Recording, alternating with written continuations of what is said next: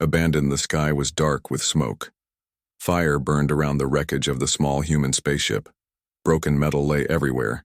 The air was heavy, hot, and full of strange sounds. Somewhere far away, something roared. Captain Ilara stood still, her boots sinking slightly into the soft red soil of the alien world. Her hands shook as she looked at the broken ship. It had crashed only hours ago. Her team was alive, but only just. "We have no signal. The radio's dead," said Juno, the engineer, checking a melted panel. "And the beacon? It's not working. We can't call Earth." Lieutenant Marcus, the soldier, kicked a piece of debris. "Great. So we're alone here?" Ilara didn't answer. She looked at the sky. No ships were coming, not even from their alien allies who promised to protect them. They were left behind. "They left us," said Dr. Kina, the medic. Her voice was quiet. "They left us to die." Ilara nodded. "Yes, they did." The team stood in silence. 4 humans on an alien planet, hurt, tired, and betrayed. But they were not dead. "We're not giving up," Ilara said, turning to the others. Her voice was calm, but strong. "They think we'll just disappear here. They're wrong. We're going to survive. And we'll show them what humans are made of." Juno gave a weak smile. "Then we better find water." They worked through the day, gathering supplies from the wreck. Broken tech, food packs, anything useful. They found a small cave not far from the crash site. It would be their shelter for the night. The planet was strange: purple trees, glowing plants, and creatures that made no sense. Some had 6 legs. Some had none. The sky had 2 moons, and the wind whispered like it was alive. As night fell, fear grew. Marcus sat near the fire, holding his rifle. "We don't know what's out there. This place could be crawling with things ready to eat us." Ilara stayed calm. "We stay close. No one goes out alone. We make it through the night." The first scream came just after midnight. It was sharp and short. Then silence. Everyone jumped up. "Where's Kai?" shouted Kina. Kai was one of the crew. Quiet, strong, always helping. He had gone to check the perimeter just minutes before. They ran into the dark, calling his name, but he was gone. No blood, no signs of struggle. Just his flashlight lying on the ground hung still on. They looked at the trees. The leaves moved, though there was no wind. Something was out there, something watching. They returned to the cave, silent and scared. "We can't stay here long," said Juno. "If that thing comes back—" "It will," said Marcus. "It took Kai without a sound." "We fight if we have to," Ilara said. "But we stay alive, one night at a time." They sat close to the fire, eyes wide, hearts racing. Every sound outside made them jump. Growls, clicks, footsteps. Or was it just their minds playing tricks? In the morning, the planet looked peaceful again, but Kai was still missing. They searched more carefully this time, staying together. While looking for food and water, they found something strange: an old stone wall, half buried in vines. "This wasn't made by nature," said Kina. Marcus ran his hand over the stone. Symbols were carved into it. They didn't look human, but they didn't look like any known alien language either. "This is ancient," Juno whispered. "Maybe this planet was home to something long ago," Ilara said. "Maybe it still is." Suddenly, they heard footsteps. Not theirs. They turned quickly, weapons ready. But there was nothing. The trees were still. The jungle was silent. Too silent. That night, they blocked the cave entrance with rocks. They took turns keeping watch. No one slept well. During Ilara's watch, she saw something move outside. A tall shadow, 2 glowing eyes, watching from the trees. She raised her weapon, heart pounding, but the figure didn't move. It just watched. Then slowly, it disappeared into the darkness. She woke the others. "Something's out there, not just animals." "Kai?" Kina asked. "Could it be him?" "I don't know," Ilara said, "but we're not alone." The next morning, they found a new symbol drawn on the cave wall. Fresh. Not there before. It looked like an eye. Juno stared at it. It's a warning, I can feel it. Ilara touched the mark. The stone was still warm. Whoever, or whatever, drew this knew where they were. They were alone on an alien world. Abandoned, hunted, but still alive, and humanity does not give up. Strangers in the dark, a soft hum echoed through the cave, like the low purr of a machine. But there were no machines here. Ilara opened her eyes. She hadn't meant to fall asleep. The fire was almost out. Shadows danced across the stone walls. Everyone else was still asleep, or pretending to be. Then she noticed it. The mark. It had changed. The symbol of the eye on the wall was different now. It was deeper, darker, and bleeding black liquid. Ilara stepped back slowly. Her hand reached for her sidearm. Her breath quickened. She blinked once, and the mark returned to normal. No blood, no movement, just stone. Was she dreaming? By morning, the air felt heavier. The jungle outside was quiet. Too quiet. Not even the strange alien birds were singing. I had a dream. Kaina said over a cold breakfast. Kai was there, but not him. He had no eyes. Marcus looked up sharply. You too? Juno nodded slowly. I heard his voice in my sleep. He kept saying the same thing. We are not alone. Run. Ilara didn't speak, but she'd heard it too. This wasn't just fear. Something was reaching them, inside their minds. This planet isn't just dangerous, she said. It's intelligent. Later, while exploring the jungle edge for food, they found something strange. A clearing, unnaturally circular. Trees around it were scorched like from heat or energy. In the center was a large metal plate, half buried. This isn't natural, Juno said. This is tech, old, maybe 1,000 years. They cleared the dirt and vines. Strange alien writing was carved along the edge. None of them could read it. But the shape in the middle, it looked like a handprint. Not human, but close. Should we touch it? Kina asked. No, said Ilara. Not yet. We don't know what it does. As they stepped back, a cold breeze passed through the clearing. It felt like a whisper brushing their skin. They didn't hear words, but they felt, meaning, you are being watched. That night they made camp inside the cave again, but this time they set traps outside. Motion sensors, tripwires, anything they could build from the broken tech. Whatever took Kai, Marcus said, loading his rifle. I wanted to trip over this and come face to face with my barrel. Ilara nodded, but her eyes were on the jungle. We're not hunting animals, Marcus. This is something else, something smarter. Hours passed. The jungle was still until the sensor beeped. 3 short pulses movement. Everyone jumped up. Weapons ready.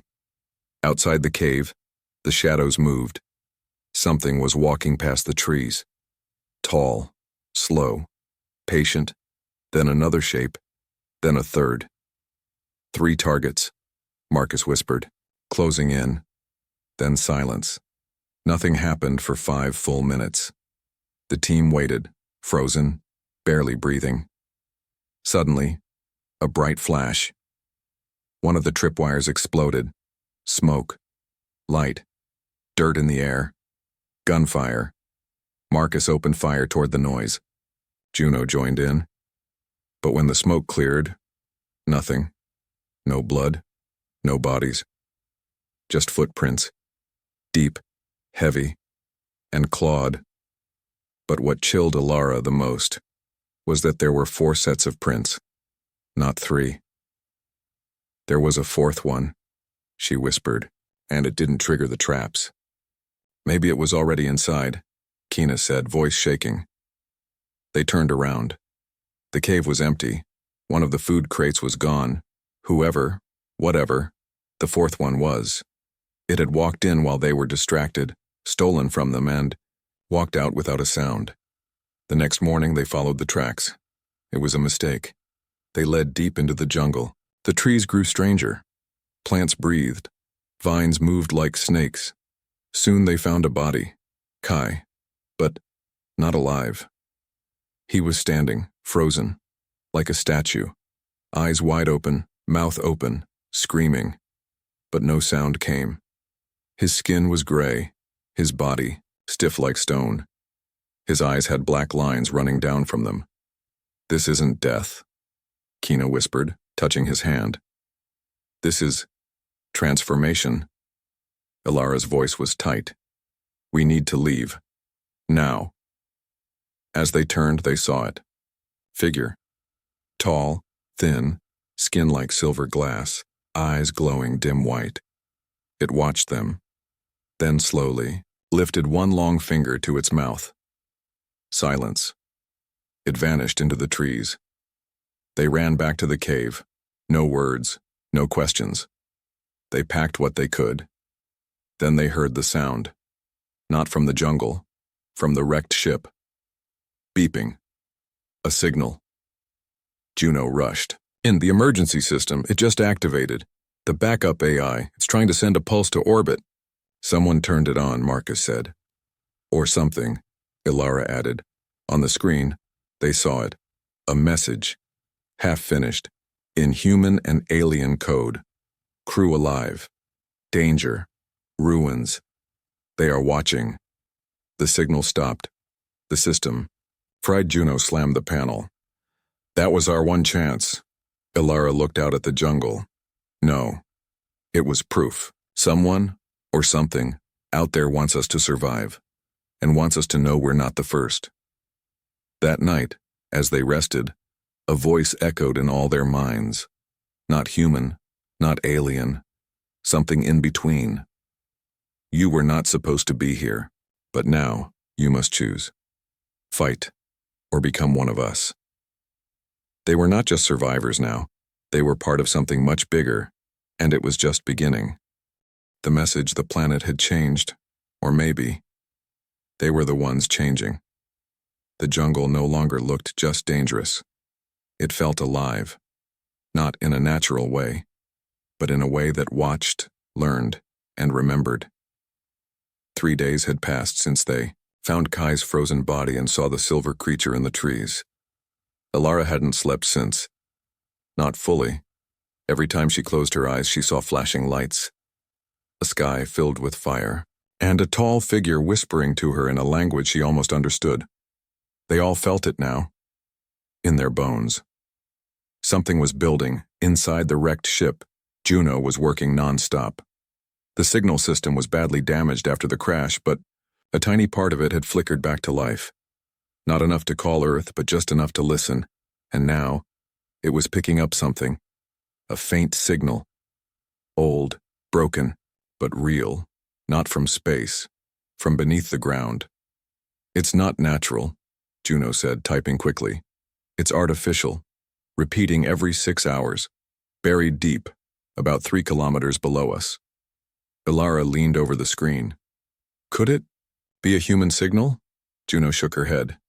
"No, but it's using binary code. Someone, or something, is trying to speak in a way we might understand." Marcus stepped forward. "It's a trap." "Maybe," Ilara said, "but it's also a chance." "A chance for what?" Kina asked. Ilara stared at the flickering light on the console. "A message," she said. "Maybe a warning. Maybe a call. Either way, we need to hear it." They packed supplies, weapons, and what little tech still worked. The jungle was thicker the farther they went. Strange trees bent toward them. Vines shifted slightly when touched as if alive. Once they passed a tree with symbols burned into its bark. Not carved. Burned. From the inside. Kina whispered. They looked like coordinates. They followed the marks, and after hours of walking they found it. A sinkhole.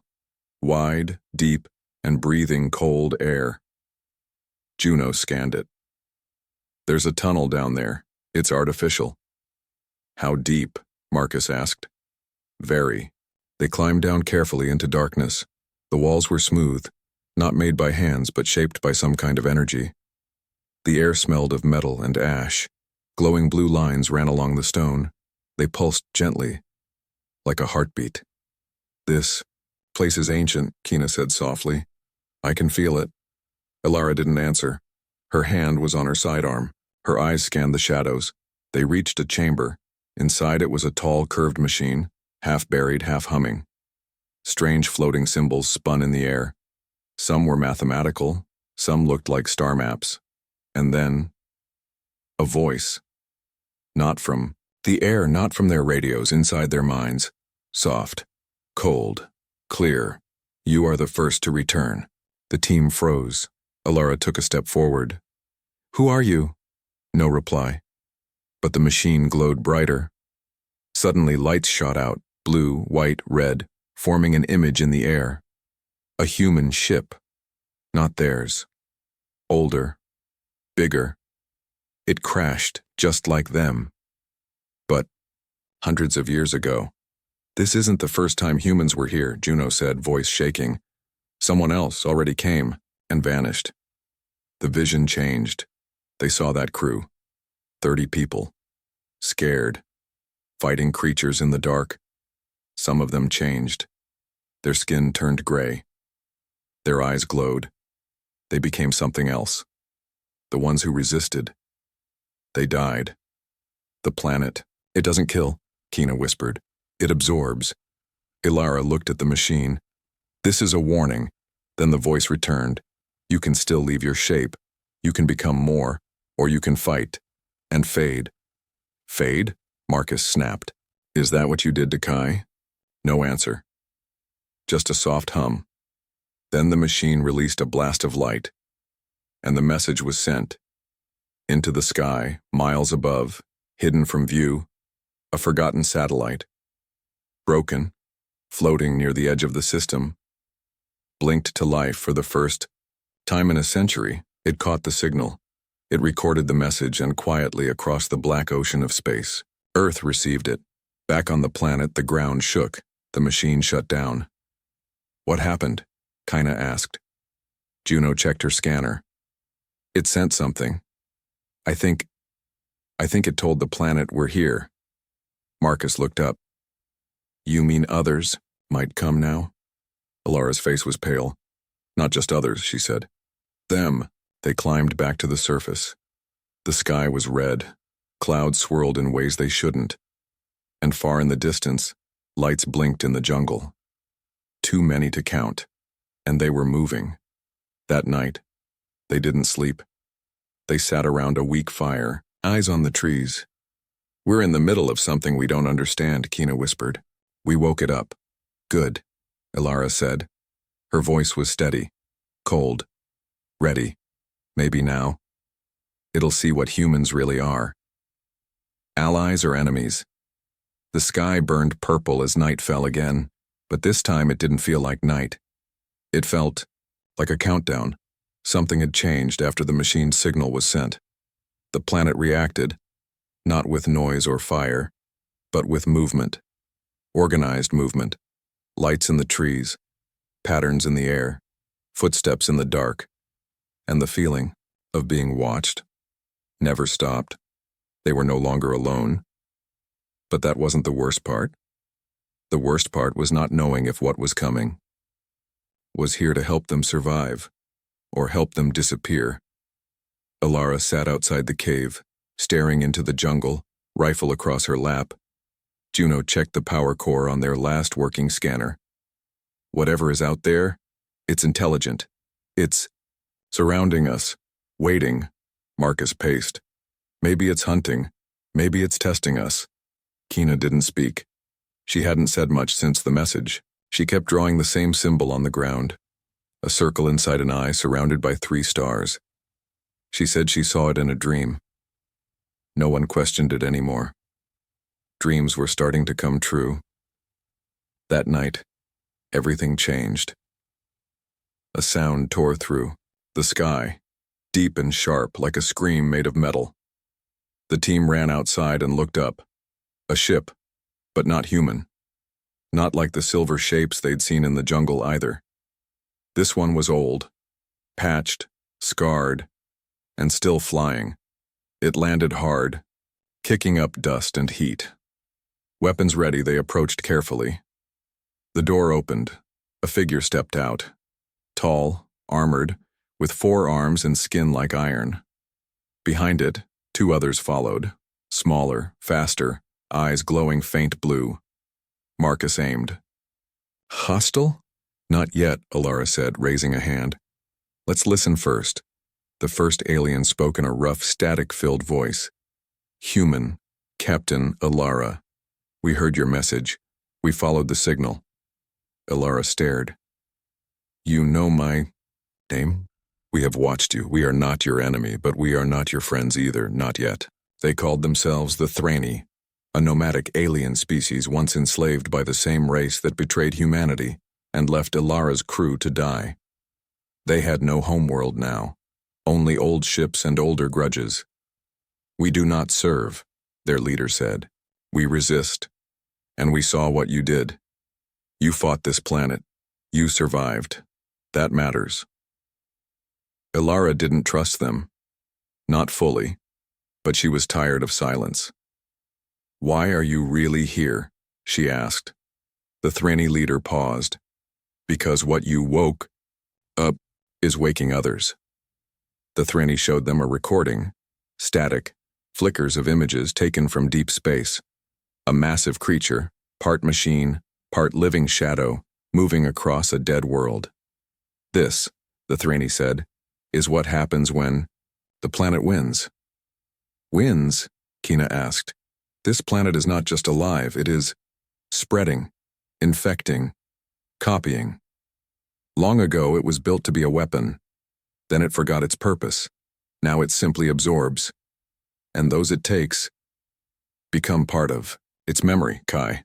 The silver creatures, the eye symbol, they weren't just victims, they were fragments, pieces of something larger. We want to destroy the core, the Thrani said. End it forever, but we can't reach it alone. Your kind, you are immune in ways we are not. We need you, Juno whispered. Why us? The Thrani looked at her. Because humanity does not surrender. Ilara took a long breath. It was madness, helping unknown aliens destroy the core of a planet that could think, learn, and strike back. But doing nothing was worse. We help, she said. But we do this our way. They worked together, humans and Thrani, digging into the old ruins, combining tech, scanning the terrain. The core, they discovered, was beneath the oldest part of the jungle, a black zone, a place the planet itself seemed to protect. No animals went there, no light touched it, even sound died inside it. They called it the Hollow Root, and that's where the real war would begin. As they prepared, Ilara watched her team. Marcus had become more than a soldier. He was a shield. Juno, with Thrani tech and human will, was building things no one had ever built. Kina still saw things before they happened. Dreams, visions. And now even the Thrani watched her like she carried something ancient. And Ilara, she had stopped being just a captain. She was something more now. Something harder. Something ready to burn for every last human breath. The night before the mission, one of the Thrani pulled Ilara aside. You must choose, he said. If the core fights back, one of you will have to stay behind to destroy it fully. The planet may only die, from inside. Ilara didn't answer. But in her heart, she already knew the answer. The team gathered at the edge of the Hollow Root. Darkness swallowed the trees ahead. Weapons were ready. Faces were set. This is where we decide, Ilara said. Not just who we are, but what kind of future we leave behind. We were left here to die, she continued, voice rising. But we are not dead. We are human, and we do not vanish quietly. She stepped forward, into the dark, followed by her team, followed by their new allies, and somewhere deep below, the planet began to dream. The last stand begins. The jungle ended without warning. No slow change, no gentle shift, just a line. One step and everything became wrong. They had entered the Hollow Root. There was no color here, no sound, The sky above was dull gray, as if the world had stopped breathing. The ground was dry, cracked and cold beneath their boots, though the air burned in their lungs. Something ancient was waiting here, and it knew they had come. They walked in silence, not by choice. Their radios stopped working. Voices barely carried. Even their own breathing sounded far away. Kina whispered, "This place eats sound." Juno typed on her pad, but the screen showed symbols that weren't hers. Alien letters, moving on their own. The Thrini moved slowly now, weapons drawn. Their leader, Zael, had told Alara just before they entered. "This place is older than war, older than memory. It doesn't fight with teeth, it fights with truth, or what you think is true." Hours passed, or maybe minutes. Time broke here. Then, they reached it, the core scar, a wide crater surrounded by massive root-like structures made of black stone and fused metal. In the center, a sphere floated, pulsing with white fire. "That's it," Juno said. "The source, the intelligence, the heart of the planet." Marcus raised his weapon. "Then let's blow it up." "No," Alara said, scanning the terrain. "We need to set the charges below it, at the base of the roots. Otherwise it'll rebuild." "And what's guarding it?" Kina asked. They didn't have to wonder long. The shadows moved. First one, then 10, then 100. Creatures stepped from the cracks in the earth. Tall, thin, glass-skinned things with human faces, but not human eyes. Some looked like Kai. Some looked like other crew who had died long ago. Some looked like them. "Copies," Juno whispered, voice cracking. "The planet's using our memories to build soldiers." The creatures began to scream and charged. The battle exploded without warning. The humans and Thrini fought side by side, but it was chaos. Energy blasts lit the sky. Blades struck bone.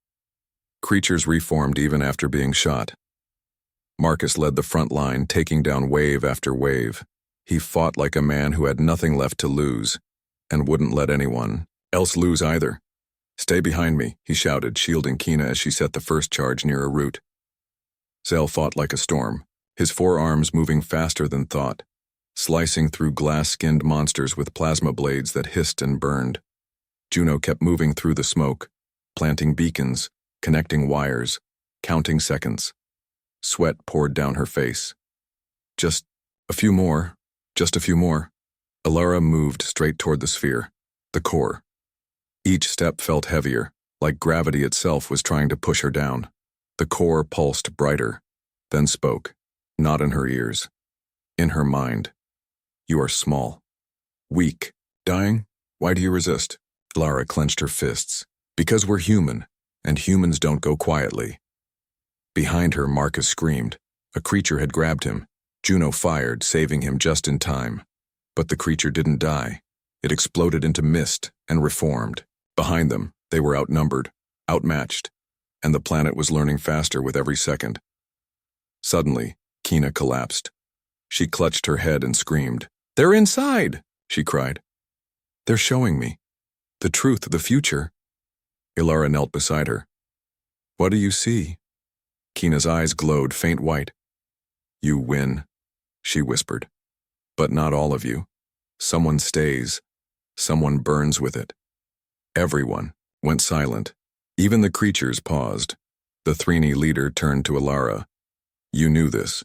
You always knew." Alara nodded once and handed her rifle to Marcus.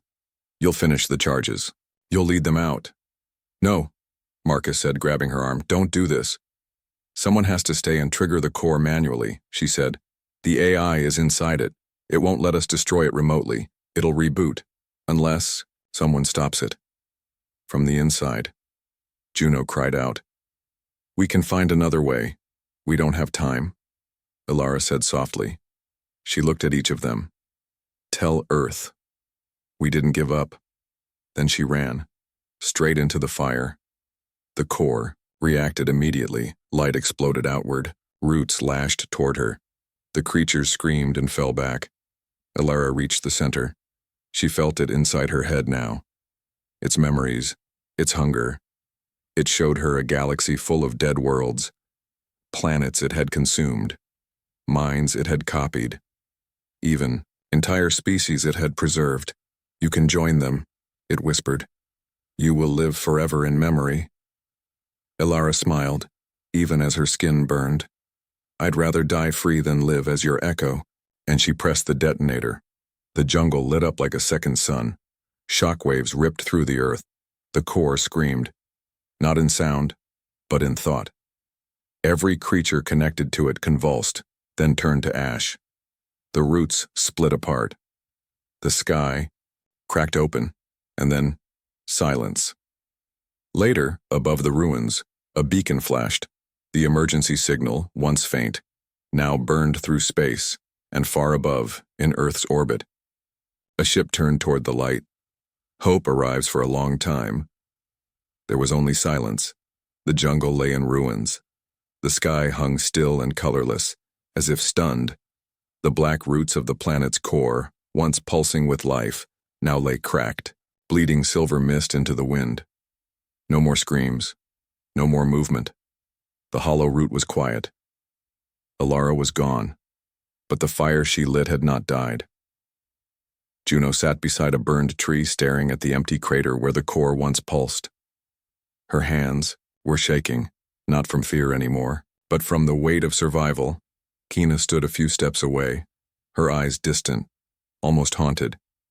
I heard her, Kina said quietly. Marcus looked up. Her voice, she continued, after the explosion. She said, we're still here. Juno exhaled. Then she did it. Yes, Kina said, but not alone. They all looked to the sky. Days passed. The jungle began to shift. Without the core's control, the planet began to breathe on its own again. Trees regrew in strange patterns. The air warmed. The animals returned, cautious, but no longer twisted by the machine's will. The Thrini remained guarding the site. Some of them prayed beside the crater. Others built towers from the broken roots, memorials, not weapons. For the first time in memory, they had peace. But peace was not the end. Far above, something answered the signal. Earth received the message. In a deep space relay station orbiting Saturn, the pulse hit the antenna like lightning. The technician on duty stared at the screen, heart pounding. It's them, she whispered. The lost crew. They're alive. Within hours, the message reached command. Within days, the fleet launched. Not just rescue ships. Everything. Because what the signal carried wasn't just a location. It carried proof. Proof that humans had survived alone on an alien planet, defeated an ancient intelligence, and had done what no one else could. Weeks later, the sky above the hollow root split with fire. Ships descended, sleek, silver, marked with the seal of the Terran Alliance. As the first boots hit the ground, Marcus raised his rifle, out of habit. Then he saw the flag on the uniform, blue and white, Earth's colors. He lowered his weapon and finally allowed himself to breathe. They were home again, even if they were still light years away. The command officers tried to ask questions. Who were the Thrini? What happened here? What technology had been uncovered? But Marcus said only one thing. We were abandoned. He pointed to the jungle. But we refused to die. Back on the ship, Juno walked through the med bay, scanning the pods. Soldiers, scientists, techs, all sent to study the ruins. But when she looked at their eyes, she saw it. They didn't understand. Not really. They hadn't felt the core whispering. They hadn't seen their own memories used as weapons. They hadn't watched a friend choose fire over surrender. Ilara's name was written in the report as presumed deceased. Juno erased it and typed, Ilara Cass, last guardian of the hollow root. Status, never forgotten.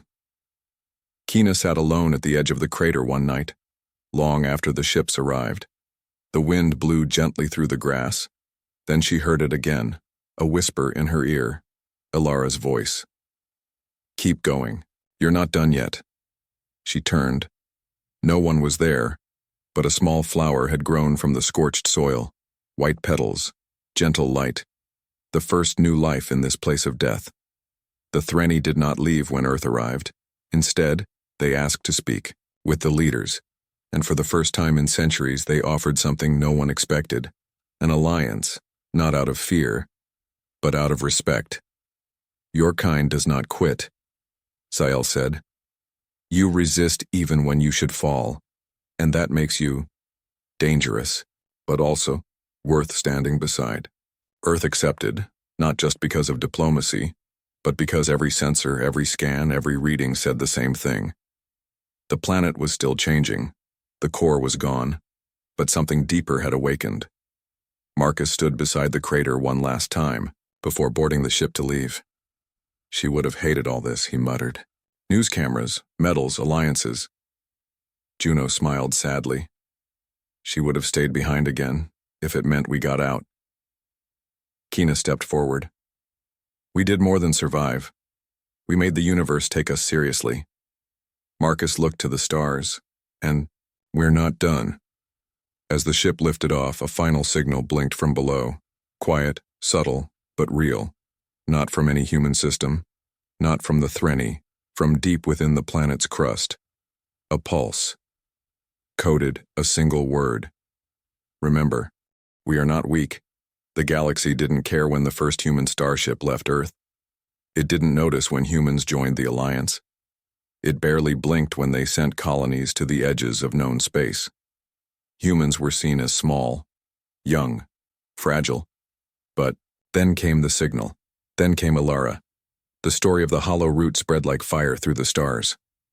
A planet that consumed minds. A crew left to die. A leader who stayed behind so others could live. And a species that fought back. Not with strength, alone, but with fire in their soul. They weren't supposed to win, but they did. And that changed everything. Months passed.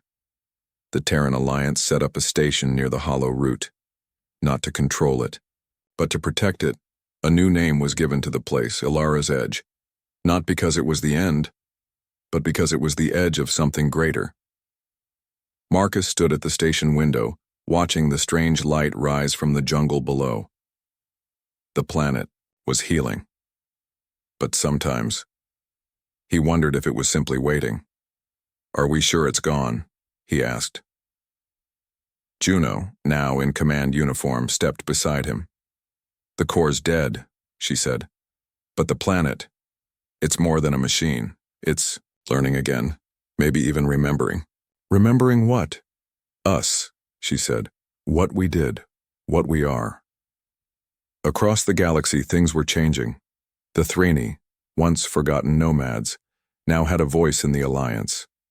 Their stories spoke of humanity as something rare, not for their power, but for their refusal to fall silent. They burn, Zale said in a broadcast. They break, but they do not bow. Other species listened, some doubted, some feared, but all noticed. And for the first time, humanity was not seen as weak. They were seen as dangerous in the best way. Kina, now leading xenopsychology for the Alliance, sat in front of a council of a dozen species. She showed them the recordings, Ilara's final charge, the message sent through the ruins, the creature with human eyes. This isn't just a warning, she said. It's a mirror. This planet tried to absorb us. Instead, it remembered us, because we made it feel something it couldn't copy. What was that? One alien asked. Kina smiled gently. Defiance. But not everyone welcomed the new reputation. The same alien species that once betrayed Ilara's crew now sent messages of concern. They accused humans of waking dangerous powers, of acting without permission. Ilara's name became a symbol of resistance and rebellion. Some called her a hero. Some called her a threat. But no one ignored her. Deep beneath the hollow root, strange things began to grow. The silver mist returned, but it no longer twisted into monsters. It formed shapes, figures. A woman's silhouette sometimes walked through the smoke at night, and always. The same voice whispered in dreams, "We are not weak." Juno received a final encrypted message one night, no signal source, No ID, just 5 words. She is still with us. She didn't share it with command. She simply saved it. And every time the pressure of politics and war threatened to crush her, she read those words again. She is still with us. Years passed. Humans built more stations, more ships, more alliances. But they never forgot the jungle. They never forgot Alara, and they never forgot the world that tried to erase them, because that world became a part of them, and they, in turn, changed it forever. A statue now stands at the center of Alara's edge. It's not tall, not golden. It shows a woman, standing, simple armor, rifle in one hand, flare in the other, looking up, into the stars. Beneath her feet, the stone reads, "Left to die. Refuse to fall. We are human. We are not weak. Final transmission received location. Hollow root signal. Unknown origin content. Encrypted visual. Plus audio status. Authentic. Begin playback. The camera shakes, distorted. A figure walks through silver mist. Face unclear. Eyes glowing faint white. This is Captain Alara Cass. We were abandoned. But we built something greater than survival. We built memory, and memory lives forever. If you hear this, you are not alone. Fight, burn, rise. End transmission.